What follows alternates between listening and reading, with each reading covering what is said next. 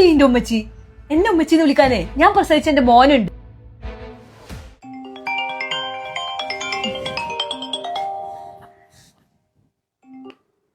Hello ഇക്ക, എന്താ വിശേഷം? സുഖായിട്ടെത്തിയില്ലേ? ആ സുഖമായിട്ടെത്തി. പിന്നെ എങ്ങനെയുണ്ട് പുതിയ വീടും സ്ഥലമൊക്കെ ഇഷ്ടപ്പെട്ടോ? ഇഷ്ടായിരുന്നു, കുഴപ്പമൊന്നുമില്ലല്ലോ. അതെ, എനിക്ക് ആദ്യം കണ്ടപ്പോൾ പറഞ്ഞത് തന്നെ പറയാനുള്ളൂ.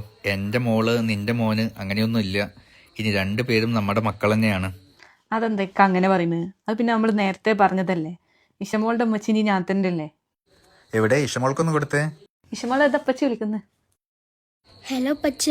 ആ മോളെ, പുതിയ വീടും ഉമ്മച്ചീനൊക്കെ ഇഷ്ടായോ? ഇഷ്ടായി പച്ച.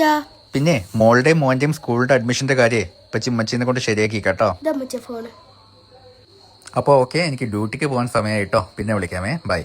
ഓക്കെ അക്ക, ശരി, ബൈ. ഉമ്മച്ചോ? ആരടി എന്റെ ഉമ്മച്ചി? എന്നെ ഉമ്മച്ചിന്ന് വിളിക്കാനേ ഞാൻ പ്രസവിച്ച എന്റെ മോനുണ്ട്. നീ എന്നെ ഉമ്മച്ചിന്നൊന്നും വിളിക്കണ്ട കേട്ടോ. നിന്റെ ഉപ്പച്ചിന്റെ മുമ്പിൽ മാത്രം എന്നെ അങ്ങനെ വിളിച്ചാൽ മതി കേട്ടടി.